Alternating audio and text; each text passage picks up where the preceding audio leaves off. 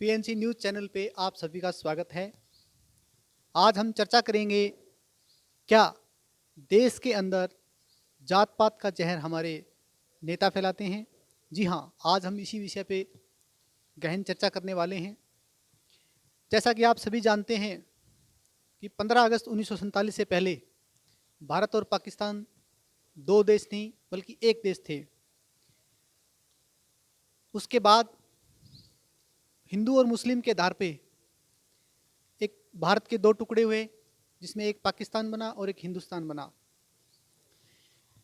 इतिहास गवाह है इस बात का कि हिंदुस्तान और पाकिस्तान के अलग होने में एक मुख्य कारण था हिंदू और मुस्लिम। मुस्लिम अपना अलग देश चाहते थे और हिंदू अपना अलग देश चाहते थे। इस सारी कहानी के पीछे आम जनता का कोई रोल नहीं था। आम जनता ये नहीं चाहती थी।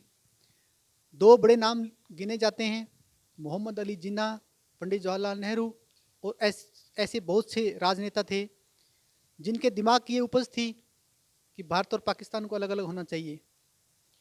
अगर इस बात को हम गहराई से सोचें तो दो बातें सामने निकल करके आती हैं कि राजनेताओं की एक सोच एक मुख्य कारण बनी थी भारत और पाकिस्तान के अलग होने में। इससे पहले भारत और पाकिस्तान में जब एक थे तो हिंदू और मुसलमान सारे इकट्ठे रहते थे। धीरे धीरे जात पात का जहर उनके लोगों में, सभी लोगों के दिमाग में बोया गया और उसका परिणाम ये हुआ कि भारत और पाकिस्तान अलग हुए।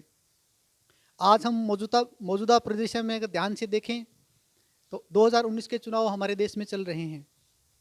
प्यारे दर्शकों, आपने ध्यान से सुना होगा कि जब किसी पार्टी की सरकार आती है तो शुरू में वे अपने किए हुए वादों को जनता के सामने रखती है कि हम फलां चीज़ें पूरी करते हुए देश को तरक्की की ओर लेके जाएंगे। लेकिन जब कुछ समय के बाद 5 साल बाद जब चुनाव आते हैं तो आपने ध्यान दिया होगा कि सारे के सारे नेता अपने मूलभूत मुद्दों को भुला करके कुछ ऐसे मुद्दों को उठाते हैं जिससे वो अपने किए हुए वादे और अपनी कमियों को छुपा करके जनता के वोट ले सकें।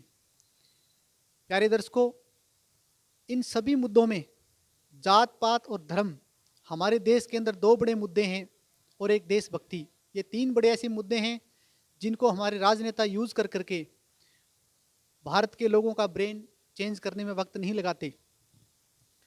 अगर इन तीन में से कोई भी मुद्दा, धर्म, जात पात और राष्ट्रवाद, इन तीन मुद्दों में से कोई भी मुद्दा अगर उठा लिया जाए तो बाकी सब मुद्दे छोटे पड़ जाते हैं, गौण पड़ जाते हैं, धूमिल पड़ जाते हैं। अब मौजूदा चुनाव में आपने देखा होगा कि जब चुनाव का माहौल बनने लगा था तो भारतीय जनता पार्टी, जिसकी की मौजूदा सरकार है, अपने विकास के एजेंडे को लेकर के चली थी कि हमने अपने पूरे इलेक्शन, पूरे चुनाव का एक धुरी, एक आधार उन्होंने विकास को माना था। कांग्रेस पार्टी इसके विरोध में राफेल जैसे बड़े मुद्दों को और मोदी की भ्रष्ट नीतियों को, मोदी के नाम को एंटी मोदी कैंपेनिंग कर करके, ये दो बड़े आधार थे दोनों पार्टियों के। लेकिन जैसे जैसे चुनाव नज़दीक आए, अब आपने हाल ही में देखा होगा कि सारी पार्टियां राष्ट्रवाद और जातवाद, दो बड़े मुद्दों को लेकर के चुनाव में अपने पक्ष में वोटरों को करने का प्रयास कर रही हैं। इसका हमने ताज़ा उदाहरण मैं आपको देना चाहता हूं कि उत्तर प्रदेश में बसपा सुप्रीमो मायावती ने खुले तौर पर मंच से कहा था कि उत्तर प्रदेश के सभी मुसलमान महागठबंधन को वोट दें और मोदी को हराएं। इसका मैं दूसरा उदाहरण ये देना चाहता हूं कि इसके विपरीत प्रेजेंट में यूपी के मुख्यमंत्री योगीनाथ जी ने ये स्पष्ट बयान दिया था, अगर उनके पास अली है तो हमारे पास बजरंग बली है। यहाँ बजरंग बली से तात्पर्य हिंदू वोटरों को अपने ओर करने का एक सीधा सा एक मकसद है। प्यारे दर्शकों, इसी तरह से अब आपने हाल ही में 1-2 दिन पहले कांग्रेस के वरिष्ठ नेता और पंजाब के कैबिनेट मंत्री जो कि कांग्रेस में हैं, नवजोत सिंह सिद्धू का बयान सुना होगा कि देश के सारे मुसलमान मोदी को हटाने के लिए कांग्रेस को वोट दें। इस तरह से आजम खान के बेटे ने स्पष्ट तौर पर कहा कि उनके पिता को चुनाव आयोग की तरफ से भाषण देने पे, उनकी जनसभाओं को रोक लगाने का एक मुख्य कारण यह है कि वो मुसलमान हैं। तो आपने देखा कि ऐसे बड़े बड़े पार्टियों के नेता आज पूरी ध्रुवीकरण को, जात पात को धार बांध करके और दर्शकों के वोटरों को लुभाने का प्रयास कर रहे हैं। अब इस जात पात की आंधी में देश के मुद्दे, बेरोजगारी, शिक्षा, महिलाओं को सशक्तिकरण, महिलाओं की सुरक्षा, बच्चों का कुपोषण, गरीबी, ऐसे बड़े बड़े मुद्दे हैं जिन्हें आज देश को जरूरत है। विकास का मुद्दा भी इनमें से एक बड़ा मुद्दा है, लेकिन ये सारे मुद्दे चुनाव के माहौल में गौण पड़ जाते हैं, क्योंकि हमारे देश के नेता लोगों को गुमराह करने के लिए और अपने ये वादों से खिलाफी करने को छुपाने के लिए, जो उन्होंने वादे पूरे नहीं किए, इस तरह के मुद्दों की एक आंधी चलाते हैं ताकि वोटर अंधा होकर के उनको वोट दें। इस तरह से आपने ध्यान दिया होगा कि अब मौजूदा वक्त में पूरा देश का विपक्ष बीजेपी की कमियों को नए गिनाने की बजाय, जैसे उनके बड़े बड़े मुद्दे थे जो कि शायद पूरे हुए कि नहीं हुए, इस तरह की बातों को विपक्ष का आधार न बना करके उन्होंने किसी एक पर्टिकुलर नाम, नरेंद्र मोदी जिसका नाम है, उनको एक एंटी कैंपेनिंग के रूप में पेश किया जा रहा है। कहीं ना कहीं सारी पार्टियां ऐसे मुद्दे ढूंढती रहती हैं।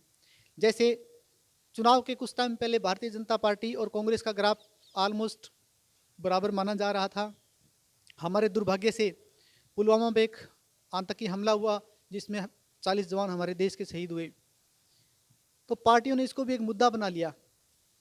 इससे एक राष्ट्रवाद का मुद्दा पैदा हुआ, जो एक इतनी बड़ी आंधी बन गया कुछ कि उस आंधी में सारे मुद्दे गौण होकर रह गए।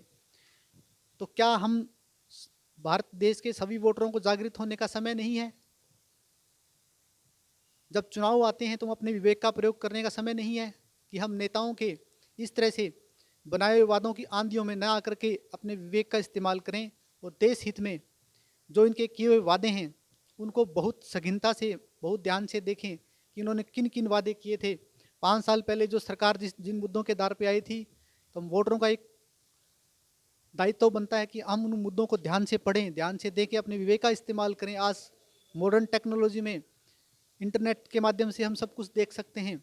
हम अपने विवेक का इस्तेमाल करें और ये देखें कि जो सरकार 5 साल पहले जिन्होंने वादे किए थे उनमें से कितने वादे पूरे हुए, ना कि मौजूदा समय में जातवाद, धर्म, हिंदू मुस्लिम और इस तरह के मुद्दों को जो हमारे नेता बना करके हमें गुमराह करने की कोशिश करते हैं, उनकी बातों में ना आए। आज चुनाव का माहौल है। हम सभी देशवासियों को देश के उज्जवल भविष्य के लिए, देश की उन्नति और तरक्की के लिए, हमारा देश भी सक्षम राष्ट्र हो, इसके लिए हमारा एक दायित्व बनता है कि हम अपने विवेक का इस्तेमाल करके जो नेता, जो पार्टी हमारे देश हित के लिए सही हो, जो अपने किए वादे को पूरा करे, हम उस पार्टी को अपना कीमती वोट दे करके हमारे देश का नेतृत्व उनके हाथ में दें। मैं doctor Panihar, PNC news channel